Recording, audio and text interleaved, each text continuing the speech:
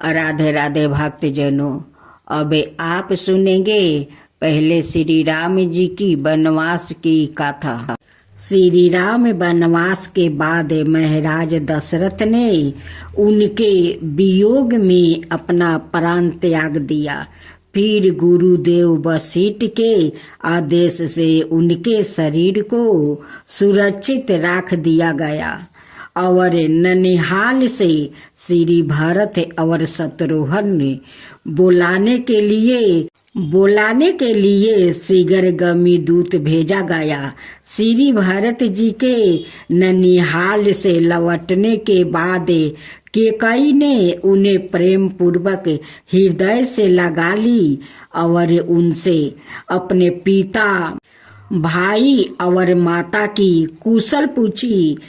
महाराज दशरथ के कैकेयी के महल में ना देखकर भरत जी ने कहा, माँ तुम यहाँ अकेली बैठी हो, तुम्हारे बिना तो पिताजी एकांत में कभी नहीं रहते थे। भैया श्री राम भी नहीं दिखाई दे रहा है, कारण क्या है? उन्होंने देखकर मुझे अत्यंत भय और दुख हो रहा है। कैकेयी ने कहा, पुत्रा तुम्हारे लिए भय और चिंता की कोई बात नहीं है।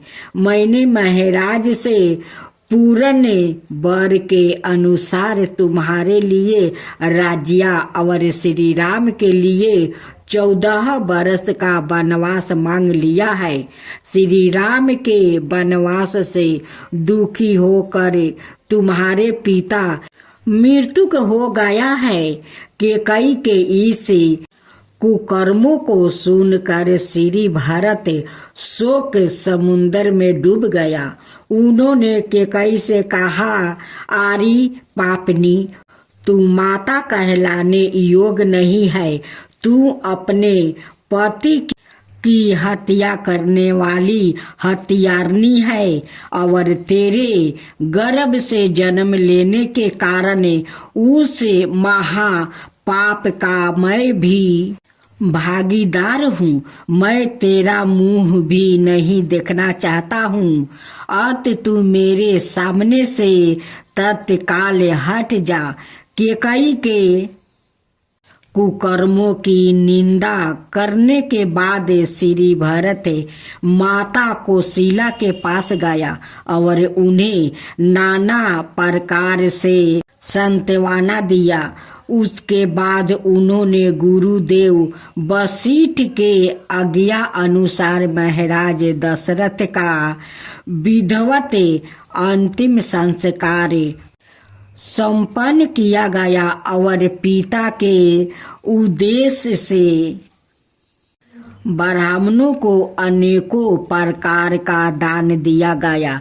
गुरुदेव वशिष्ठ के आदेश और माता कौशल्या के अनुरोध के बाद भी श्री भरत जी ने राज्य लेना अस्वीकार कर दिया और सबको साथ लेकर श्री राम को मनाने के लिए वो पैदल ही चित्रकूट चल दिया। मार्ग में निषाद राजगुरहे और श्री भरद्वाज जी से मिलते हुए श्री भरत जी चित्रकूट पहुँचे। वहाँ उन्होंने दुर्बदल के सामने साम शरीर और विशाल हृदय वाले श्री राम को बैठे हुए देखा।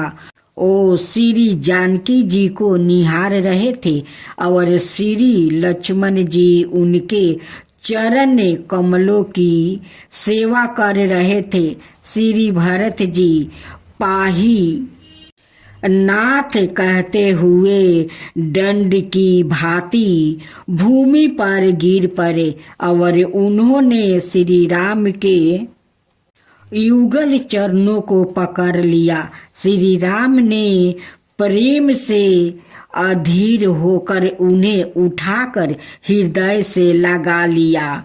श्री भरत जी ने श्री राम से कहा, हे महाभाग्य, यह समझते पर तू का राजिया आप ही का है, आप हमारे बड़े भाई है, अते पीर तुतुल है। आप इस राजिया को स्वीकार करे और मेरी माता के अपराध को भूल करे हमारी क्षमा करे। श्री राम ने कहा, भाई पिताजी ने मुझे 14 बरस का वनवास और तुम्हें अयोध्या का राज्य दिया है। पिता के आदेश का पालन करना हम दोनों का परम धर्म है। जो मनुष्य पिता के आदेश का उल्लंघन करता है वो जीता हुआ भी मृत्यु के समान है। और तुम अयोध्या का पालन करो और मैं दंडकारण्य में निवास करूंगा और वनवास से लौटने के बाद जैसा तुम चाहोगे वैसा ही करूंगा। इस तरह नाना भांति से समझा कर श्री राम ने अपनी चरण पतुकाए यानी खराऊ श्री भरत जी को सौंप दिया। श्री भरत जी अयोध्या लौट आए और उन पतुकाओं को सिंहासन पर स्थापित करे नंदीग्राम में तपस्या करने चले गए। जीवन व्यतीत करते हुए अयोध्या का शासन करने लगे। जब भगवान श्री राम पंचवटी में निवास कर रहे थे तब एक दिन इच्छा अनुसार रूप धारण करने वाली रावण की बहन सुपनेखा सुंदर सवारूप में श्री राम के निकट आ गई।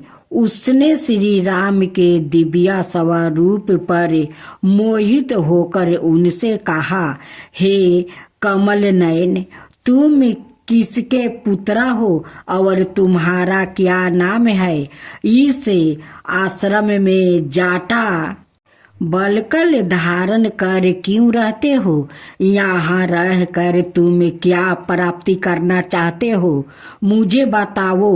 मैं राक्षस राज महात्मा रावण की बहन हूँ, काम रूपिणी सुपनेखा हूँ। इस संसार में तुम्हारे सामने सुंदर पुरुष और मेरे सामने सुंदर स्त्री कोई भी नहीं है। आज हमारा और तुम्हारा संयोग ब्रह्मा के विधान से हुआ है। मैं अपने भाई घर के साथ इसी वन में रहती हूँ। रावण ने मुझे इस संपूर्ण वन का अधिकार सौंप दिया है। मैं तुम्हारे विषय में जानना चाहती हूँ, अत तुम मुझे अपना परिचय दो। भगवान श्री राम ने उसे कहा, मैं अयोध्यापति महाराज दशरथ का पुत्र हूँ। मेरा नाम राम है। यह सुंदरी मेरी पत्नी जानकी नंदिनी सीता है और यह सुंदर कुमार मेरा छोटा भाई लक्ष्मण है। हे सुंदरी, बताओ मैं तुम्हारा कौन सा कार्य करूं? श्री राम का वचन सुनकर सुपनेखा बोली, राम, आज तक मैं अभी विवाहित हूँ, क्योंकि संसार में मेरे अनुरूप कोई पुरुष मिला ही नहीं जिससे मैं विवाह कर सकूं। आज मेरे मन ने तुम्हें देखकर तुम्हारे दिव्या सुंदर रूप पर मोहित हो गई हूँ। अत तुम मुझसे विवाह कर लो और इस वन में मेरे साथ सुख पूर्वक जीवन व्यतीत करो। श्री राम ने मुस्कुरा कर कहा, हे सुंदरी, मेरी तो पतिव्रता भायरा मौजूद है जिसका त्याग मेरे लिए असंभव है। इसके रहते हुए तुम जन्म भर सवत डाह से जलती हुई किस प्रकार रह सकोगी। हाँ, मेरे छोटा भाई लक्ष्मण है, वो तुम्हारे योग पति हो सकता है। तुम इस विषय में उसी से बात करो।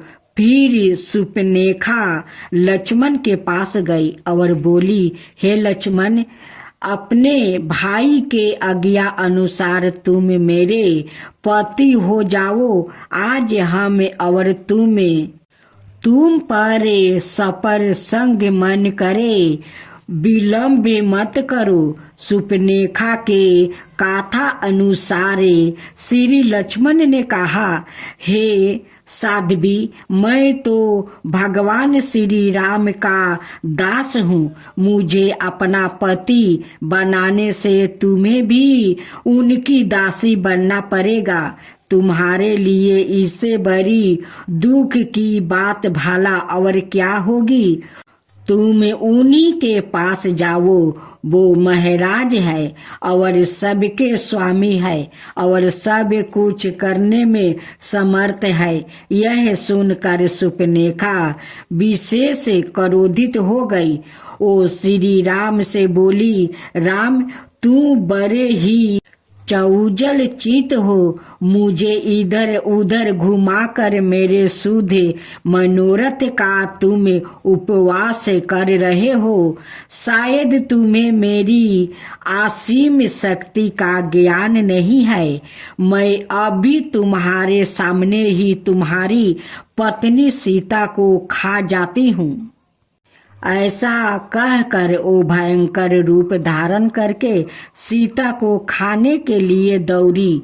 भगवान श्री राम ने लक्ष्मण को उसे दंडित करने का संकेत किया। भगवान के संकेत करने पर श्री लक्ष्मण उठे और शीघ्रता से सुपनेखा के सामने आ गया और बड़ी फुर्ती से अपनी तलवार निकाल कर उन्होंने उनके नाक कान काट डाले। पीड़ा से घोर शब्दों कहती हुई खून से लथपथ हो गई और विलाप करती हुई खैर दुशासन के पास गई। सुपनेखा विलाप करती हुई खेर के चरणों में जाकर गिर पड़ी। उसने खेर से कहा, भाई, तुम्हारे बल और पराक्रम को धिक्कार है। आज तुम्हारे ही राज्य में मनुष्य जैसे निरीह प्राणी निर्भय होकर तुम्हारी बहन की दुर्दशा करने का दुस्साहस कर रहे हैं।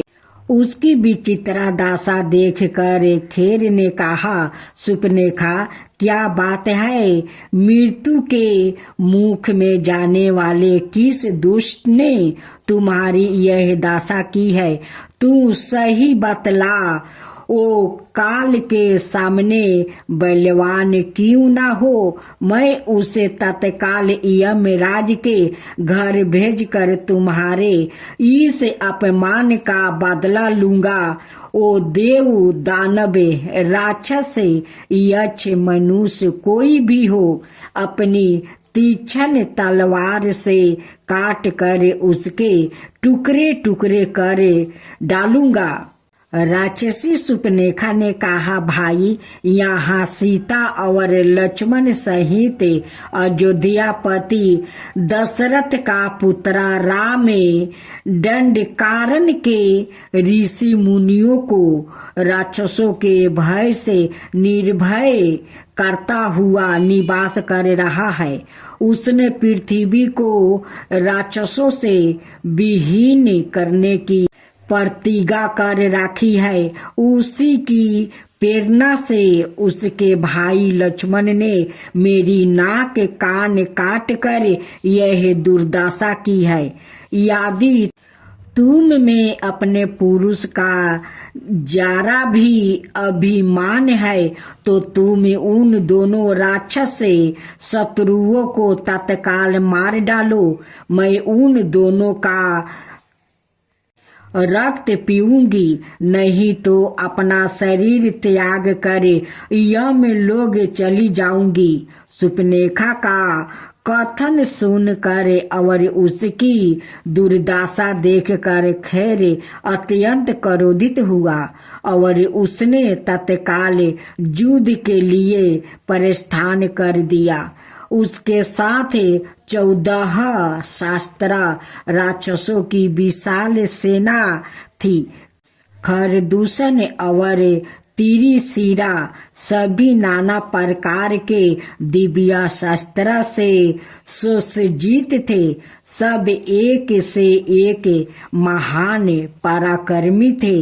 राक्षसों का कोलाहल सुनकर श्री राम ने लक्ष्मण से कहा, लक्ष्मण देखो, राक्षसों का कोलाहल सुनाई पड़ रहा है। निश्चित ही राक्षसों की विशाल सेना आ रही है।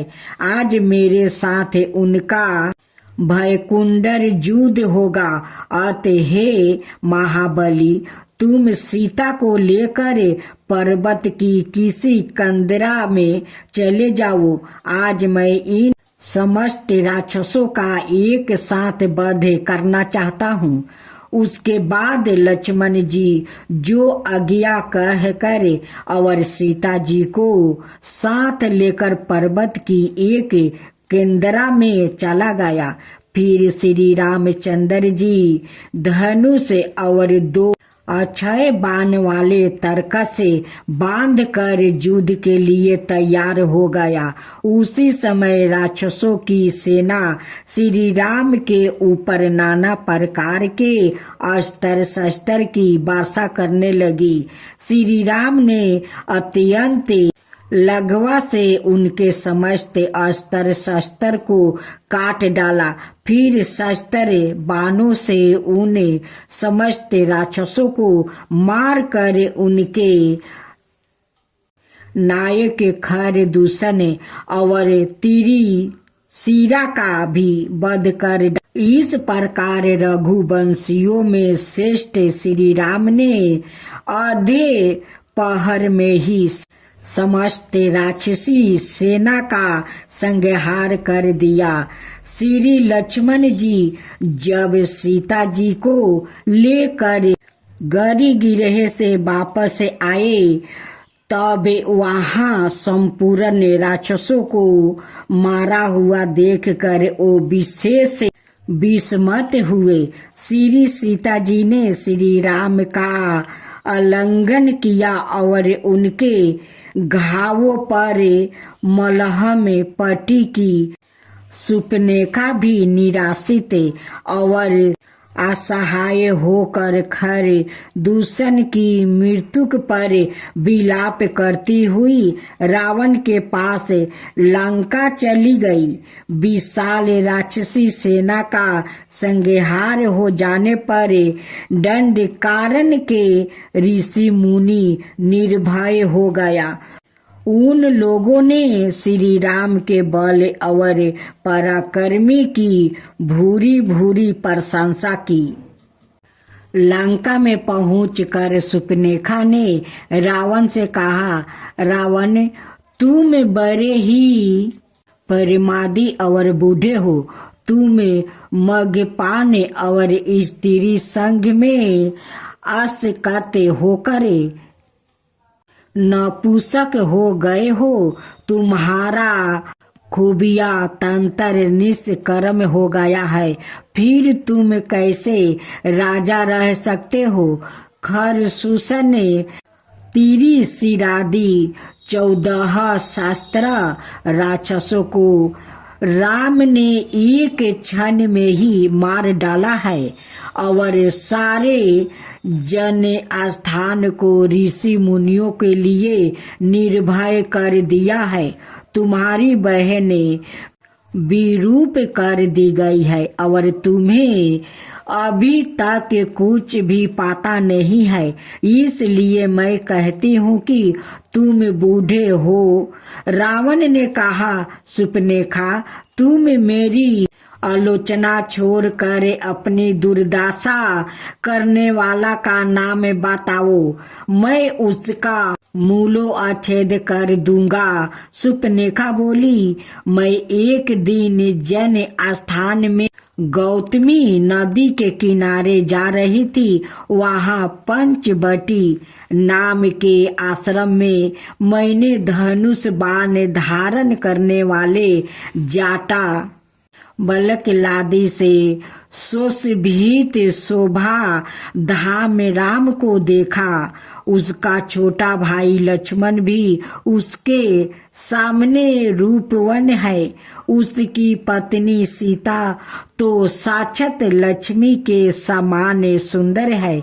उसने मैंने तुम्हारी पत्नी बनने के लिए लंका में लाने का प्रयत्न किया। फिर राम की प्रेरणा से उसके छोटे भाई लक्ष्मण ने मेरी नाक कान काट डाली। मैं दुखी होकर खैर दूषण के पास गई।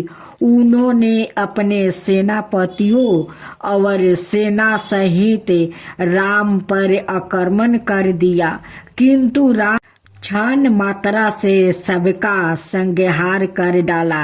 यदि उसकी पत्नी सीता तुम्हारी भायरा बन जाए तो तुम्हारा जीवन सफल हो जाएगा। यह सुनकर रावण ने उसे सांत्वना देकर धैर्य बंधाया और चिंताग्रस्त होकर महल में चला गया। प्रातःकाल होने पर रावण ने सोचा कि खरदूषण मेरे सामने बलवान थे, उन्हों मारने की शक्ति ईश्वर को छोड़कर इन किसी में नहीं हो सकती। यदि संसार के पापे भर का हरण करने वाले ईश्वर का अवतार हो गया है तो मैं उनसे बैर बढ़ा कर अपने उद्धार का मार्ग प्रयासत करूंगा, क्योंकि मेरी इस तमसी देह से वजन होना संभव नहीं है। ऐसा सोचकर रावण ने अपनी योजना को कार्यारूप देने के लिए समुन्दर के दूसरे तट पर निवास करने वाले मारीच के घर गया। रावण को देखते ही मारीच ने शीघ्रता से उठकर उसका आतिथ्य सत्कार किया और आने का कारण पूछा। रावण ने कहा, अयोध्या के राजा दशरथ का पुत्र राम इस समय दंडकारण्य के पंचवटी नाम के स्थान में अपने छोटे भाई लक्ष्मण और स्त्री सीता के साथ निवास कर रहा है। उनसे मेरे भाई खर सहित 14 शास्त्र निरपराध राक्षसों का वध करके दंडकारण्य के ऋषि मुनियों को निर्भय कर दिया। बिना किसी कारण के उनसे मेरी बहन सुपनेखा की नाक कान काट कर उसे अपमानित किया है। उसकी भायरा परम रूपवती और तीनों लोगों को मोहित करने वाली है। मैं तुम्हारी सहायता से राम को उसके आश्रम में दूर हटाकर और उसकी पत्नी का हरण कर उसे दंडित करना चाहता हूँ। यदि तुम मेरी आज्ञा का उल्लंघन करोगे तो तुम्हें भी अभी अपनी तलवार से यमलोक पहुँचा। मरीचिन ने विचार किया कि यदि मैं इस दुष्ट के हाथों मारा जाता हूँ तो मुझे नरक होगा और श्री राम के हाथों मर कर मैं संसार सागर पार हो जाऊंगा। यह सोचकर मरीच रावण के रथ पर चढ़कर पंचवटी आया और सौरन मृगा का रूप धारण कर वो श्री राम के आश्रम के आसपास विचरण करने लगा।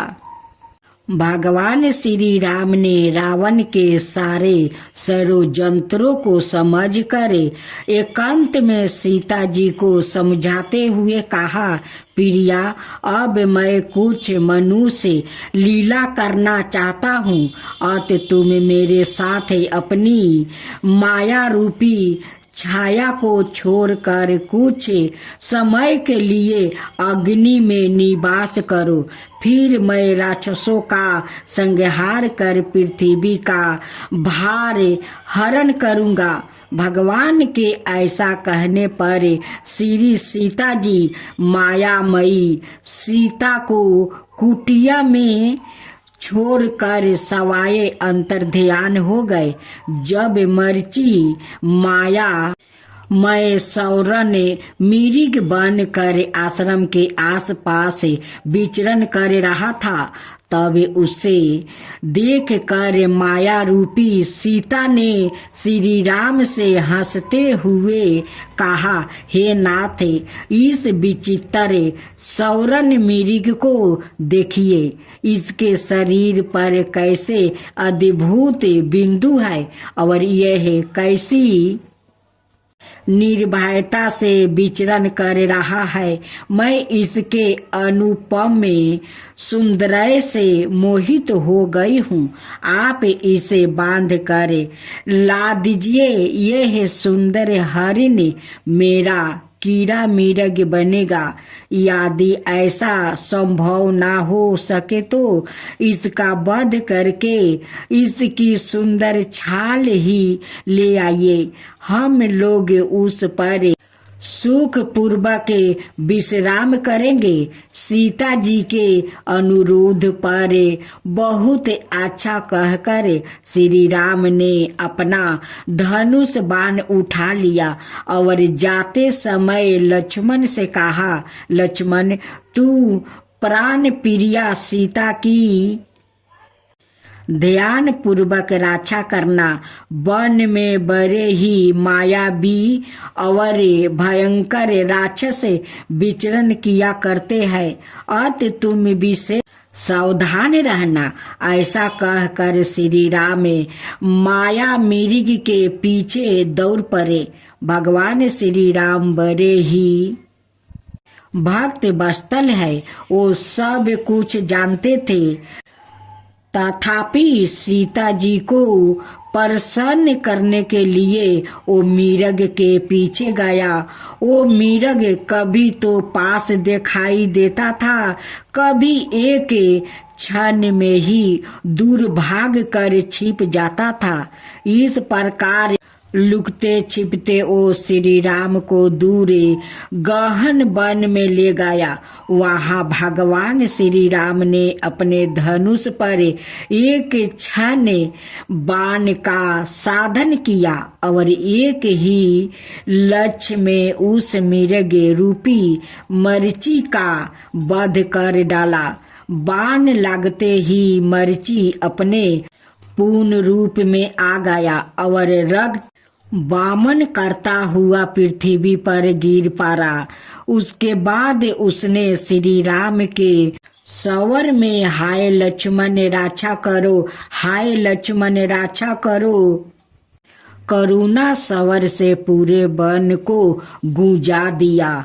इधर सीता जी के कानों में जब हाय लक्ष्मण रक्षा करो का करुणा सवर पारा, तब वो भय और शोक से व्याकुल हो गई।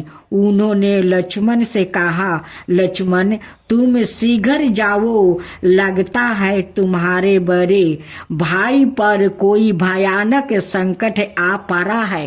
लक्ष्मण ने कहा, देवी, आप अनासक भय और चिंता को त्याग दे। भगवान श्री राम की पलकों के संकेत मात्रा से इस दृष्टि का सृजन और संसार होता है।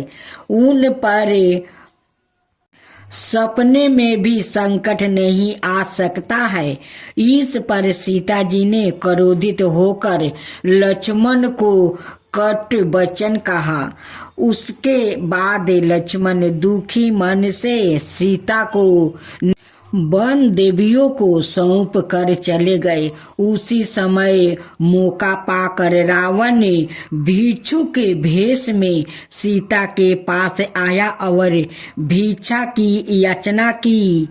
सीता जी ने कंदमूल आदि देकर भिक्षुक का स्वागत कर, किंतु उसने भिक्षा लेने से इनकार कर दिया और कहा, मैं बिरसवा मुनि का पुत्र राक्षस राज रावण हूँ। अब तुम्हें मेरे साथ लंका चल ऐश्वर्या सुख का उपभोग करो। उस वनवासी राम में क्या रखा है। उसकी बातें सुनकर सीता जी ने कहा, दुष्ट, तू ठहर जा। अभी मेरे पति अपने भाई के साथ आते ही होंगे। सिंह की पत्नी को खरगोश ले जाए, यह संभव नहीं। थोड़ी ही देर में श्री राम के बाणों से छीन भीन होकर तू यमलोक चला जाएगा। सीता जी की बातों से क्रोधित होकर रावण ने उन्हें उठा लिया और अपने रथ में डालकर आकाश मार्ग से लंका की ओर चल पड़ा। तो मास का बुधवार का दिन हनुमान और श्री राम जी को कहानी सुनाने जा रही हूँ। इस कहानी का आप लोग जरूर सुनिएगा। जय सिया राम, जय सिया राम। सुबुकपुर नाम का एक गांव था। उस गांव में एक परिवार था। उस परिवार में एक पति पत्नी और 2 संतान थे। दोनों बेटा था। उनकी दोनों बेटा का नाम रामू और सामू था। सामू का माता पिता श्री राम जी का परम भक्त थे और श्री राम जी का पूजा करते थे। उनकी पूजा में सारा दिन लगे रहते थे। रामू का माता पिता का तो वयस हो चुका था। एक दिन रामू का माँ कहती है कि रामू का पिताजी, देखिए अब तो हम लोग का वयस बहुत हो गया है। हम लोग श्री राम जी का सेवा करेंगे, आइए खाना बनाएंगे, क्या क्या काम करेंगे बताइए। अब तो हमसे काम तो नहीं किया जाता है। रामू का पिताजी, आपे बताइए। रामू सामू तो दोनों बड़ा हो गया है। वो दोनों को अब शादी करवा देना चाहिए।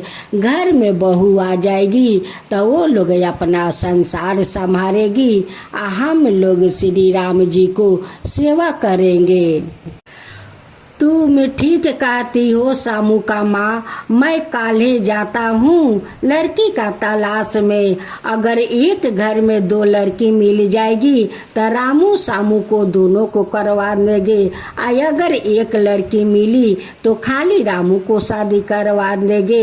यही कहकर रामू का पिताजी लड़की को तलाश करने निकल जाते हैं। रामू का पिताजी लड़की का तलाश करते करते एक गांव में पहुंच जाते हैं। उस गांव में देखते हैं कि एक बूढ़ा बूढ़ी माता पिता बाहर में बैठे हुए हैं। उन्हीं से जाकर पूछते हैं। उसी का द्वार पर जाते हैं और कहते हैं कि बहन, मुझे एक गिलास पानी मिलेगा, मुझे तो बहुत जोर का प्यास लगा है। वो कहती है कि ठीक है भाई साहब, आप बैठिए, मैं अभी पानी लेकर आता हूँ। उस औरत ने एक थाले में बतासा और एक गिलास पानी लेकर आती है और कहती है कि भाई साहब, इस बतासा को खाकर आप पानी पी लीजिए। उस औरत पूछती है कि भाई साहेब, आप कहाँ के रहने वाले हैं। वो कहते हैं कि बहन, मैं तो लड़की की तलाश में निकली हूँ कि लड़की एक अच्छी मिल जाएगी तो मैं अपना बेटा को शादी करवा दूँगा। हम लोग का तो अब वयस हो गया है बहन जी। उस औरत कहती है कि भाई साहेब, मेरा भी तो 2 बेटी है। मैं भी कब से लड़का ढूंढ रही हूँ कि लड़का अच्छा मिल जाएगा तो मैं अपना दोनों बेटी को हाथ पीला कर दूंगी तो हम दोनों को आराम मिल जाएगा। उस औरत कहती है कि देखिए भाई साहेब, इस जिंदगी का कोई ठीक नहीं है कि कब क्या हो सकता है। अगर कुछ हो गया तो मेरे बेटी लोग तो घर में पड़ी रह जाएगी, हम लोग का तो मर के भी शांति नहीं मिलेगा। अपना दोनों बेटी को मैं शादी कर देता हूँ तो हम दोनों आराम से भगवान का पास जा सकता हूँ। रामू का पिताजी कहते हैं कि बहन आप ठीक कहते हैं, हम लोग का जिंदगी का कोई ठीक नहीं है कि कब भगवान का द्वार से बुलावा आ जाएगा और कब भगवान अपना पास बुला लेंगे। उस लिए तो अपना संतान को शादी करके उनकी संसार बसा देना चाहिए। लड़की का माता पिता कहते हैं कि भाई साहेब मेरा तो 2 लड़की है और दोनों लड़कियां मेरी बड़ी हो चुकी है। रामू का पिताजी कहते हैं कि मेरा भी तो 2 बेटा है, दोनों को तो मैं शादी करना चाहता हूँ। अब तो दोनों को वही पर बातचीत हो जाता है शादी को। रामू का पिताजी घर आते हैं और रामू का माँ से कहते हैं कि रामू का माँ 2 लड़की तो घर में मिल गई है और लड़की बहुत संस्कारित है और धार्मिक है, वो लोग बहुत पूजा पाठ करती है। इस बात को सुनकर रामू का माँ बहुत खुश हो जाती है, कहती है कि ये तो मेरा सौभाग्य है कि मेरे दोनों बहू बहुत संस्कारी है और बहुत धार्मिक मिली है, मैं तो ऐसे ही बहू चाहती हूँ। रामू का माता पिता अपना दोनों संतान को शादी कर देते हैं। शादी करके घर में दोनों बहू ले आते हैं। बहू तो बहुत संस्कारी आई, घर में आते ही वो लोग पूजा पाठ में लग गई, अपना सास ससुर का सेवा में लग गई। सास ससुर श्री राम जी को सेवा में लग गई और दोनों बहू अपना संसार संभालने लगी। रामू का माता पिता रोज श्री राम जी को सर सफैया करते हुए रोज कपड़ा पलटाते थे और पलटा कर उन्हें मिश्री और मेवा को भोग लगाते थे। दोपहर का समय उनकी दोनों बहू खीर पूरी बनाती थी और दोपहर का पहर श्री राम जी को खीर पूरी का भोग लगाती थी और कुछ खीर उस मिट्टी के हारी में रखती कि एक खीर अपना दोनों बहू को लिए ले जाऊंगी। जब रामू का माता पिता श्री राम जी को भोग लगाते थे उस समय हनुमान जी आकर शरीफा का पेड़ पर बैठ कर देखते थे। श्री राम जी को थोड़ा दुख लगता था कि श्री राम का बिना तो हनुमान नहीं है और हनुमान का बिना तो श्री राम नहीं है, लेकिन ये दोनों माता पिता तो मुझे सेवा करते हैं, मुझे मानते हैं। जब श्री राम जी को दोनों भोग लगा कर और उनकी मंदिर का दरवाजा अटका कर एक जगह पर जाकर बैठ जाते थे, तभी हनुमान जी शरीफा का पेड़ से उतरते थे और सारा उस हारी का खीर खा जाते थे। हनुमान कहते थे कि इस माता का दोनों बहू कितना स्वादिष्ट खीर बनाती है, अगर माता मेरे लिए थोड़े भोग लगा देती तो कितना अच्छा होता, मैं तो खीर खाकर आनंद हो जाता। लेकिन माता तो मुझे मानती नहीं है, मानती है तो प्रभु श्री राम जी को। हनुमान जी कहते हैं कि ठीक है, कोई बात नहीं है, वो तो माता अपना दोनों बहू को लिए वो खीर हारी में रखती है, वही खीर खाकर मैं आनंद हो जाता हूँ।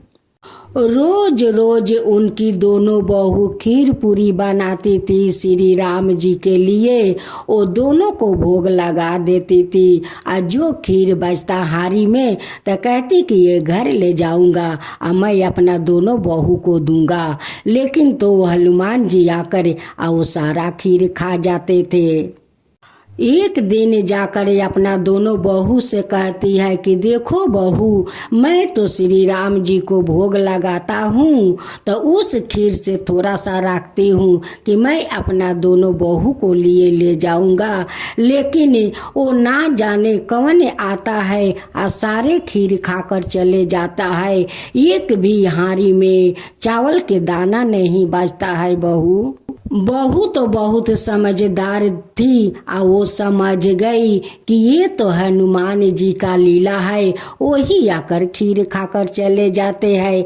माँ तो प्रभु श्री राम जी को भोग लगाती है, लेकिन हनुमान जी को तो भोग लगाती नहीं है, उसलिए तो हनुमान जी आकर सारे खीर खाकर चले जाते हैं।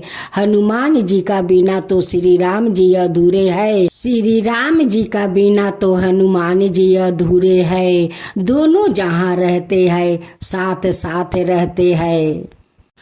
दोनों बहू कहती है कि माँ, आप तो प्रभु श्री राम जी को भोग लगाते हैं माँ, लेकिन आप तो हनुमान का भोग नहीं लगाते हैं माँ, नहीं लगाते हैं।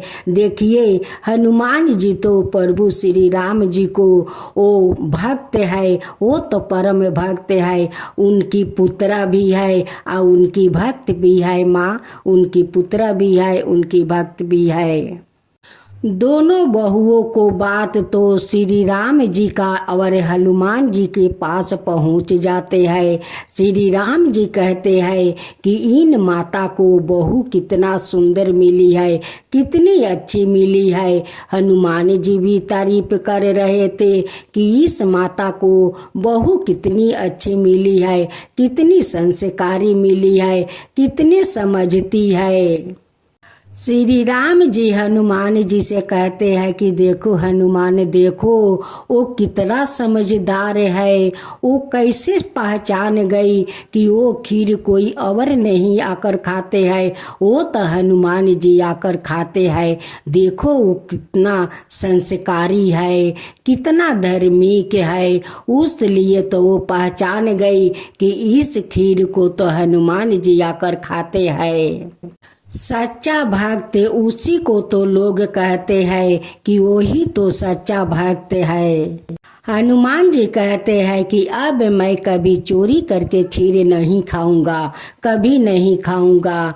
उस माँ बूढ़ी को सपने में हनुमान जी दर्शन देते हैं और कहते हैं कि माता, ओ माता, ओ बूढ़ी माँ कहती है कि कौन है रे, कौन है? वो कहते हैं कि माता मैं हनुमान हूँ, मैं हनुमान हूँ माता, जो रोज खीर चोरा कर खा जाता है वही मैं चोर हनुमान हूँ माता।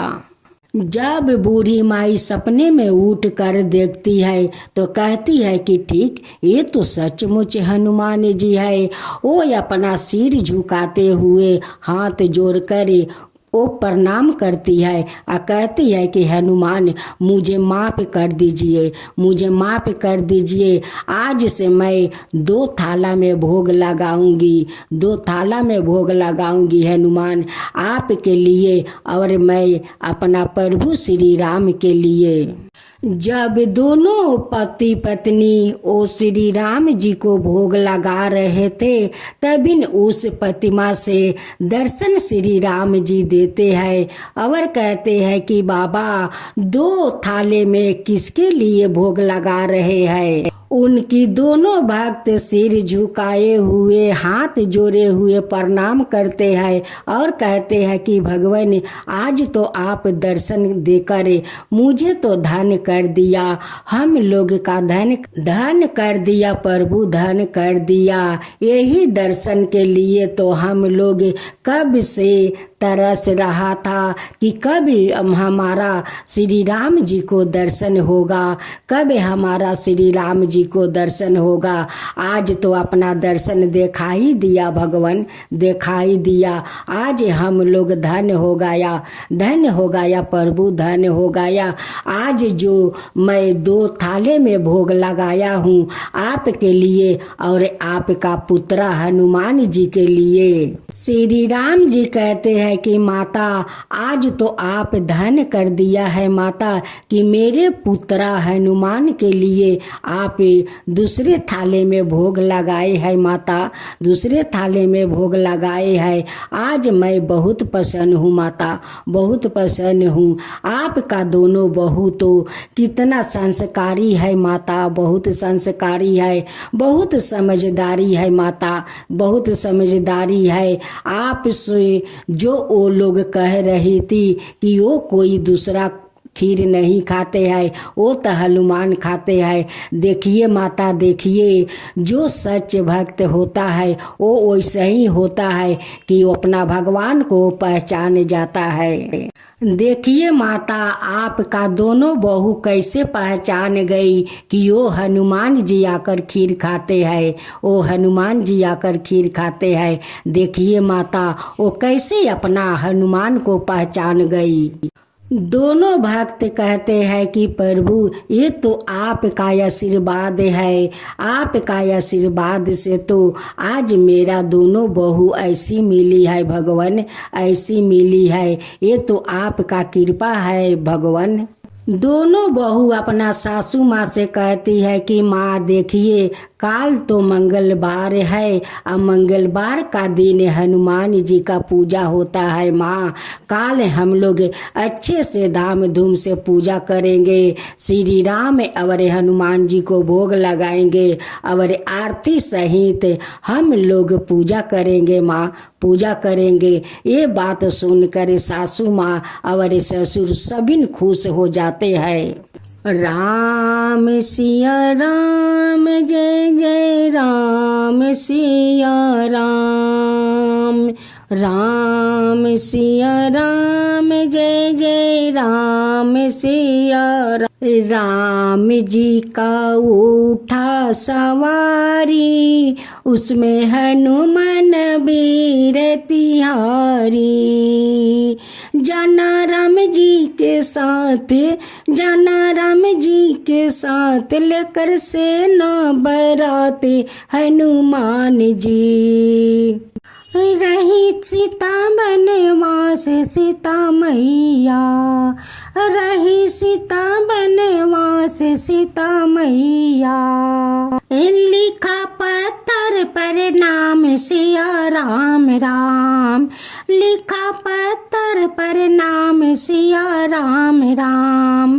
पत्थर दिया फेंकवाई, गंगा गई सुखाई हनुमान जी। पत्थर दिया फेंकवाई, गंगा गई सुखाई हनुमान जी। नाले कर चला बारात हनुमान जी, बटका किया बिना से हनुमान जी। लंका दिया जलाए हनुमान जी, अंजना माई के लाल हनुमान जी। केसरी नंदन का लाल हनुमान जी। राम सिया राम, जय जय राम सिया राम, राम सिया राम, जय जय राम सिया राम। श्री राम और हनुमान दोनों बहू पर इस भजन सुनकर तो बहुत प्रसन्न हो गए, बहुत प्रसन्न हो गए। दोनों कहने लगे कि हनुमान देखो आज कितना श्रद्धा भक्ति से हम लोग का पूजा किया और भोग लगाए और दोनों बहू कितना सुंदर आरती की। इस आरती का फल तो दोनों बहू को देना चाहिए। श्री राम जी प्रसन्न होकर दोनों बहू को माँ बना देते हैं और 9 महीना का बाद दोनों को एक एक बेटा को जन्म देती है। दोनों अपना बेटा को नाम एक का शत्रुघ्न और एक का लखन नाम रखती है और कहती है कि हे भगवान ये तो आपका देनी प्रसाद है, इस प्रसाद को मैं आज शत्रुघ्न और लखन नाम दिया है। हे श्री राम, उस दोनों बहू को आप आरती सुन कर उन पर प्रसन्न होकर वो दोनों को गोद भर दिया। हे श्री राम, वैसे ही सभी औरत को गोद भर दीजिए, सभी को गोद भर दीजिए। जिनका संतान नहीं है उन्हीं को गोद भर दीजिए। हे श्री राम, उनको गोद भर दीजिए। जो आपका कथा कहते हैं, जो सुनते हैं, जो हुकारी भरते हैं, उन सब का ऊपर कृपा कीजिए। हे श्री राम, हे हनुमान, सब का ऊपर कृपा कीजिए, सब का ऊपर कृपा कीजिए। जय श्री राम, जय श्री राम, जय श्री राम।